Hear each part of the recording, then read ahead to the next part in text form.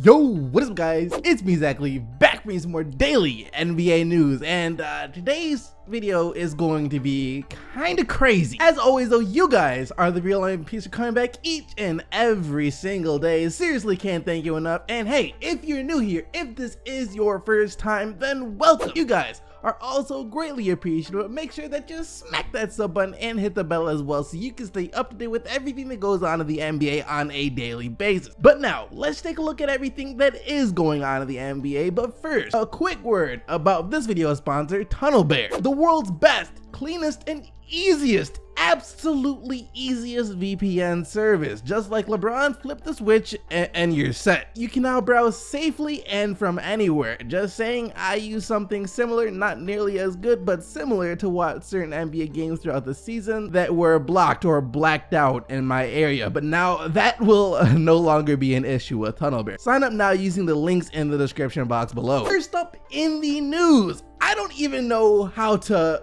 begin with everything that needs to be talked about with this one. Alright, so the Golden State Warriors defeated the Houston Rockets yesterday in Game 7. And now we will get to see Cleveland vs. Golden State Part 4. Lucky us. And when I say a lot went down, not even during, but after the game, I mean a lot went down after the game. But first, during the game, a lot of people were upset with the refs throughout the second and most of the third quarter, as it seemed like they were a bit one-sided in favor of the Golden State Warriors in terms of not calling shooting fouls for the Rockets when they clearly were, and also, you know, not calling moving screens on the Warriors when they were some of the most obvious moving screens that we have ever seen. The commentators were saying it, the fans were saying it, heck, even some other NBA players were saying this, as you had guys like Jeremy Lin tweeting out this: as objectively as I can be, the Warriors are probably still a better team, but the refs are definitely helping them. And DeMarcus Cousins, who is more than known for speaking his mind when it comes to what he sees from the refs, said this: the Zebras are on the run.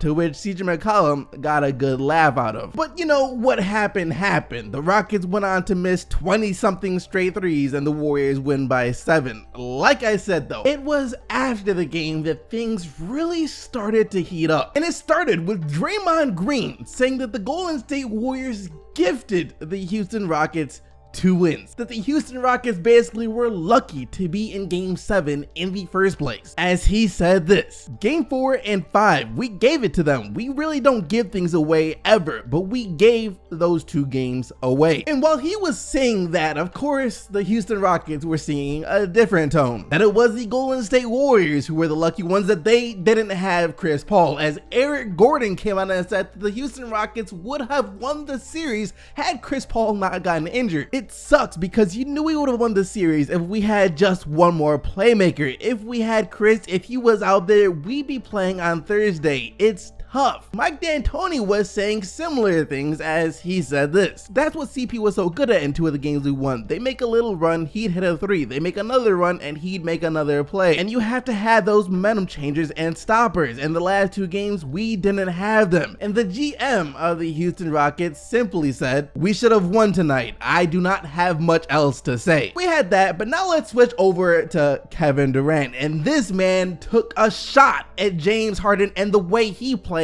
after the game, as he said this: we knew at some point they tired out. James dribbled so much each possession, I knew at some point he'll wear down and we'll just start going at him on the defensive side of the ball as well. Like I said, he just took a shot at James Harden. As for James Harden, he says the reason the Rockets pretty much ran out of gas and the Warriors didn't is because, you know, it was 4 All-Stars versus 1. They got 4 All-Stars on their team.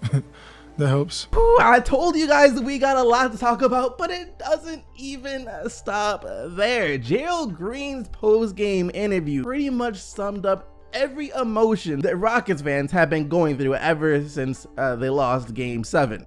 I mean, I don't know what to say, man. Toughest loss you've ever had to deal with? Yes. How badly do you feel for your hometown? Heartbroken. Can you maybe describe your emotions in one word? Heartbroken to the fullest. I'm not drained about this moment. I feel like I failed myself, failed the city. I don't know what to say. say. And that's really tough. I feel bad for them. I feel bad for the Rockets. I feel bad for Rockets fans here. They're gonna feel this way throughout the entire offseason up until they get the chance to face the Warriors again in next playoffs, assuming they keep everyone here and they stay completely healthy. It's going to be a very long, tough offseason. So there is all of that. But it doesn't get there. Oh no, it gets even better, as later on last night, after Steve Kerr heard the narratives that were being thrown around about the Rockets would have won had Chris Paul been able to play, he responded by saying this: "We would have won the series in 5 if Iggy played." He just went there. Steve Kerr just went there. He just threw the ultimate bomb at the Rockets and all their fans, the ultimate triggerment of the Houston Rockets fan base. And of course, everyone's response to that has been, you're saying that you need Andre Iguodala when you have 4 All-Stars, 4 future Hall of Famers, a Defensive Player of the Year, and 2 MVPs on your team, but you're gonna say, if we had Iggy? So that's pretty much the response. But me personally, I just wish the basketball gods didn't hate us as much as they clearly do. And I hate that there has to be that little asterisk next to this series. If the Warriors won and both teams were perfectly healthy, then it's fine. The better team, when both teams are healthy, won, and there's no argument that can be made. It's as simple as that. But now, because of injuries, to have another huge what if next to this series, it's awful. It's terrible. This stuff, I hate when this happens. Real quick, we have an update on Kevin Love. As Tyronn Lue said that Love is still questionable for game 1 on Thursday against the Warriors, since he is still in the concussion protocol. So we can most likely expect Jeff Green to start over him once again, which actually might be a good thing for the Cleveland Cavaliers, since at the very least Jeff Green isn't as much of a defensive liability if he gets switched on to Kevin Durant